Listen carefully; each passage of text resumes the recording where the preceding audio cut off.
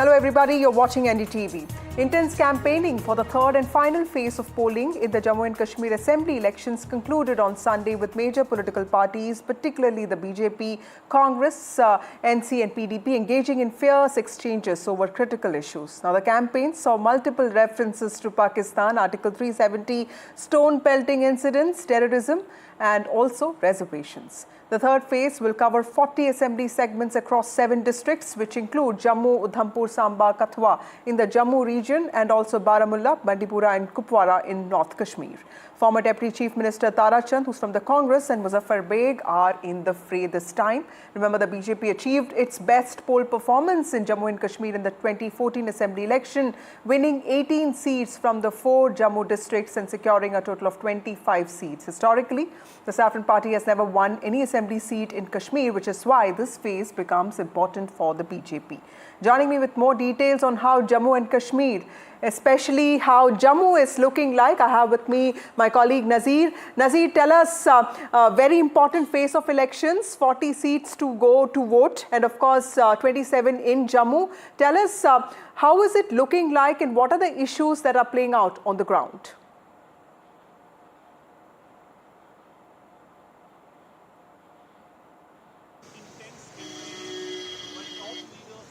BJP and Congress came here and campaigned extensively in Jammu and other parts of the Jammu region and also in the valley. But now it's the people's verdict that will come tomorrow when people will go to polling booths and cast their vote. A while back I spoke to, people from the Valmiki community. They are literally celebrating this election because it's for the first time in their lives they have a right to vote in assembly election in Jammu and Kashmir. There were just 272 people in 1957 when they were brought to Jammu for services. Safai ke liye laaye the, but they were not given the citizenship because of the Article 370 and 35A. Now the population of Valmiki Samaj is like 10,000 and 6,000 are eligible to vote. After abrogation of Article 370 and 35A, for the first time, these people will be having right to vote in Jammu and Kashmir Assembly election. So is true about people from West Pakistan who normally were known as West Pakistan refugee. For them, it is a historic day. But for many, this election is a sort of referendum whether people accepted the abrogation of Article 370 or they reject it. There are 2 narratives which we have seen. One on statehood, then the Article 370. In the valley, we know BJP doesn't have much presence, but in Jammu region, they have contested all the 43 seats. But in the valley, out of 47 seats, they are only contested 19 seats. So overall, BJP out of 90 seats in Jammu and Kashmir Assembly is contesting only 62 seats. So tomorrow is also a litmus test for the BJP's own popularity in Jammu region, because Jammu, here, these 24 seats, this has been the bastion of Jammu, core constituency of Jammu. That's why you saw top leaders of the BJP campaigning extensively in these areas. And then there are 16 seats in the North Kashmir 3 district, Baramulla, Kupwara and Bandipor, where several big wings are in the fray. And this is also important for the National Conference, PDP, as well as the local regional parties like People's Conference, Engineer Rashid's Awami Ittihad Party. And it's also won't test whether that was a one-off thing. Emotional vote when he was elected as MP while in Tihar jail, or actually he has some support on the ground that this election will also decide. More importantly, when this election is happening here in Jammu, we have seen large number of people coming out and participating in the campaigning, reaffirming in their faith in democracy. We saw several militant incidents even today. 2 anti-militancy operations are underway. One in Kathua, second in Rajouri. And yesterday, one policeman, Bashir Ahmed, was killed during an encounter in Kathua, which is poll-bound, where also people will vote tomorrow. And he was killed before he took his last breath. He shot dead a Pakistani militant during that encounter. That was something. A policeman, head constable, was seriously injured, but still managed to kill one militant in that encounter. So that is one part, militancy, while the BJP has been talking about during the campaign, they have finished militancy, but Jammu region has been facing spate of attacks and the encounters. So this uptick in terror incidents is also a point of concern. Nazir, stay with us. I'll come back to you. We also have Zafar Chaudhry, who's an expert and editor of the Dispatch. Thank you, sir, for speaking to NDTV. Mr. Chaudhry, we saw the Congress President Mallikarjun Kharge experiencing dizziness while addressing a rally in Kathua on Sunday. Of course, his condition fortunately stable now. The Congress President, of course, had to cancel his last rally in Udhampur. And if you look at the Congress campaign, it has been interesting. Omar Abdullah has been insisting that the Congress focuses more on Jammu. And in the last few days, we saw Congress party hurriedly appointing working presidents from Brahmin and Mahajan communities. We also saw Rahul Gandhi addressing rallies in Sopore, which was previously known for separatism, insurgency. Do you see the Congress party improving its performance in Jammu this time, considering that in 2014 the party failed to win a single seat? It's very tough battle for the Congress to be able to, win a significant number of seats from these areas. You see in the third phase, the last phase where the polling is going on for tomorrow, it's the battle that's going to decide the fate of BJP, and it's going to decide who forms the government in Jammu and Kashmir. There are 24 constituencies spread across 4 districts in Jammu region, which are going to poll tomorrow. I mean, there are 16 in Kashmir, but 24 in Jammu region. Out of these 24 constituencies, 3 were created out of the delimitation 2 years ago. If we look at the 21 constituencies, the BJP had won 19 of them in 2014 elections. And if you look at all the 24 constituencies in the recently held Lok Sabha elections earlier this year, the BJP had registered a lead on 22 constituencies out of the 24. So Congress was able to register lead only on 2 constituencies. Right. Congress looks hopeful on maybe half a dozen or little more, 8 or 9 seats looks hopeful, but it's a very tough battle. So the trick entirely here was in how the Election Commission has structured the phases of the polling. The first and second phase of the polling went to the Kashmir Valley and the hilly areas of Jammu region. And the second, third phase is where BJP has its core constituency. So BJP has narrowed down polarized campaign to a government which they see will be headed by somebody from Jammu. So in the speeches, Prime Minister and other major leaders said that this is going to be a government of Jammu. Right. Off the camera, then the campaign on the ground was that this is the moment for a Hindu chief minister in Jammu and Kashmir. Absolutely. So I think Congress cannot beat BJP on that front. So it's a very tough battle for Congress. Nazir, like Sir is also saying, the importance of Jammu as a region in the political outcome of J&K has often been speculated. In fact, we did see the call for a Dogra CM this time by many candidates, BJP candidates, especially in the third phase. Now, this clearly has a lot of history to it, also politics.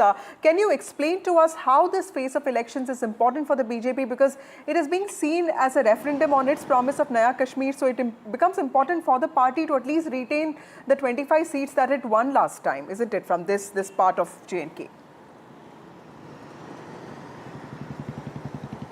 Well, BJP has to increase its tally if it has to claim that it claims that it has got actually the mandate. Because last time in 2014, the number of assembly seats in Jammu region was just 37. Now it is 43. So they have to increase the tally. It can't be just 25 and they say, oh, they have got the best mandate. So having said that, we have seen this in this campaigning. For example, Prime Minister Narendra Modi, he visited Jammu and Kashmir 3 times and addressed rallies. 2 were in Muslim majority areas, one in Srinagar and second in Doda. And only one in the Jammu mainland, Jammu area where he had. Also, Home Minister Amit Shah, if you see the number of rallies and visits he made, that was again either in Doda or in Pir Panjal, Poonch Rajouri. In Poonch Rajouri, he stayed there for 2 days and addressed series of rallies. Yes, he came here to Jammu region. So if you see the top leadership of whether it is Congress or the BJP, and you see Rahul Gandhi himself coming addressing rallies in Doda, which is we call Chenab Valley. He didn't address any rally in Pir Panjal. So he addressed a rally in Anantnag. He addressed a rally in Sopore, but just a few rallies in Jammu region only. Same was the Priyanka Gandhi, just she came here only once. So if we see the top leadership of both the parties, BJP or the Congress, they didn't do much even campaigning when it comes to the mainland Jammu, which is the core constituency of BJP and where Congress has been eyeing to win more seats if it has to be politically relevant, because we all know it may not win many seats in the valley and it's not contesting many seats in the valley.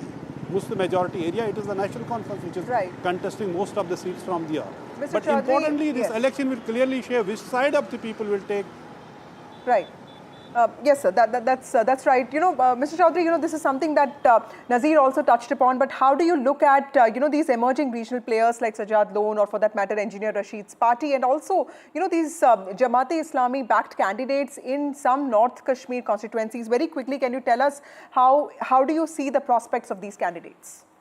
So basically, when Engineer Rashid came to election in April, May this year for the Lok Sabha election, so he was in jail, and Kashmiri people, at least every third or fourth Kashmiri, understands how it has been to be in the jail. So that resonated very well with people. But since then, there has been a lot of discussion that are there some connections of these leaders with the establishment in Delhi?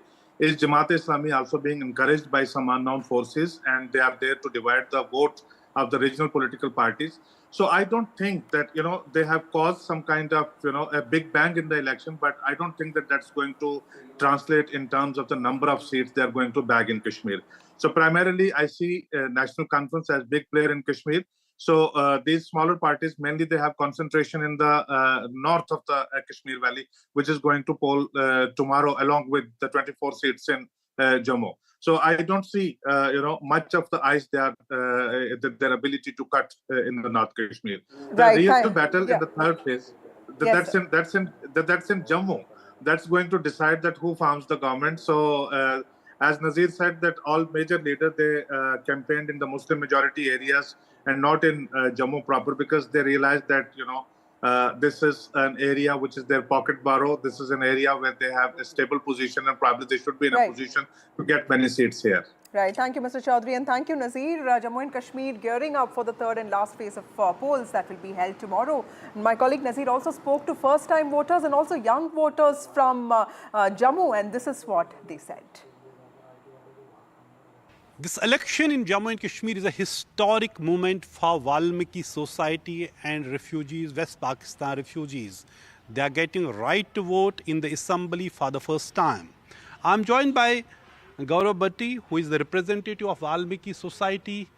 Gauravji, it is when you were brought here, your rather forefathers, in 1957, you were just 272 people. Now it is around a 10,000 population. जी जी बिल्कुल sir 10,000 के करीब आज हमारे लोग हैं पूरे जम्मू कश्मीर में फैले हुए हैं और ये बड़ा दुर्भाग्यपूर्ण रहा कि जब हमें यहाँ लाया गया हमारी सेवाएं ली गई लेकिन हमारे साथ धोखा किया गया यहाँ की गवर्नमेंट देन जो गवर्नमेंट थी। तो पहली बार कैसी है आपकी जो वो तो हमें ये पहली बार आपको असेंबली में इलेक्शन में वोट डालने का हक मिल रहा है?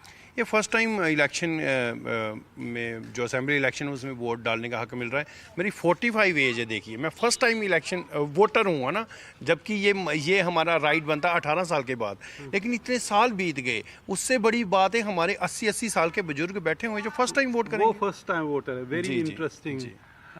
Meena ji, first time voting, and what's your age, and have you ever thought this day would come and you would be able to vote?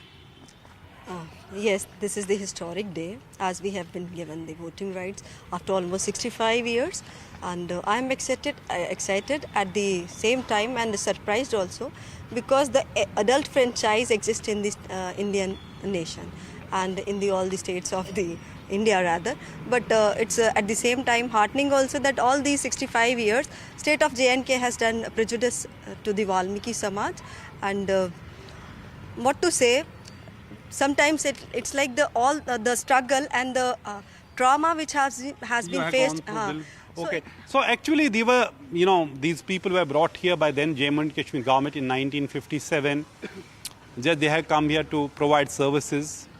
Now their population is around 10,000, around 6,000 are eligible to vote, and it is first time they are voting, and reason is after abrogation of Article 370 and 35A, because under those laws, only permanent residents of Jammu and Kashmir, This was a law which was invoked since Maharaja Hari Singh's time since 1929, that only permanent residents were eligible to vote or get right on the job or land. But after the abrogation of 370, this Valmiki Samaj is also getting that right. So after all, you must have not also got a right to get a government job here. Yes, Article 370 and 35A is the biggest hurdle, and we have been victimized by this. This was a draconian law, I would rather say, because it has put obstacle kind of a thing, that we were not eligible for the professional education also, professional courses also. Then coming to the government jobs is a different issue, because we as a Valmiki Safai Karamchari Samaj, under the Article 370 and 35, which specifically said that you are relaxed for the state subject only if you want to pursue the job of a Safai Karamchari or the Gorkha for Chaukidari. Okay. So unseen that chains were there which was put on our feet, and we were being forced to work as a bonded labor. Not me, but my forefathers or my ancestors. Okay. I remember 10-15 years back when I wanted to write my medical entrance test, when I qualified my 12th and was willing to be a doctor and dreamt to be a doctor. But you couldn't. I couldn't. Okay. So very, very shocking. So finally they are getting the right to vote and also right on any job like any other citizen of Jammu and Kashmir.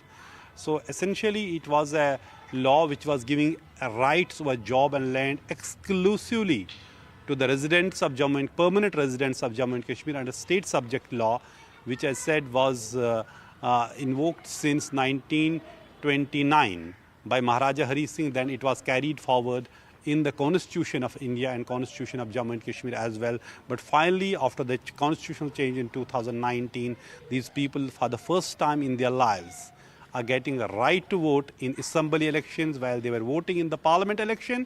But this is the first election. All you people will be voting. खुश है ना? Yes yes बिल्कुल खुश है। आप भी बहुत? Sir हम खुश में एम्प्लॉई हूँ म्यूनसिपल कॉर्पोरेशन में सर। अच्छा। तो सेम ही हमारी दिक्कत वहीं भी है म्यूनसिपल कॉर्पोरेशन में भी। अगर हम सफाई कर्मचारी भर्ती होते तो सफाई कर्मचारी ही रिटायर होते थे। तो उसके अलावा कुछ नहीं। लेकिन अब तो चेंज हुआ ना? ना तो हमारा इंश्योरेंस था ना कुछ था। अगर हम मर गए तो मर गए। अब तो हुआ ना? अब तो खुश है सर। डोमिसाइल मिला, मैं सेंटर इंस्पेक्टर भी बन सकता हूँ, एसओ भी बन सकता हूँ, कुछ भी कर सकता हूँ sir. Thank you so much. Wish you luck. So that is the story. It is not just vote. People are electing a government now, new government, after a gap of 10 years. But these people who didn't have a right to vote finally have this right to vote in Jammu and Kashmir.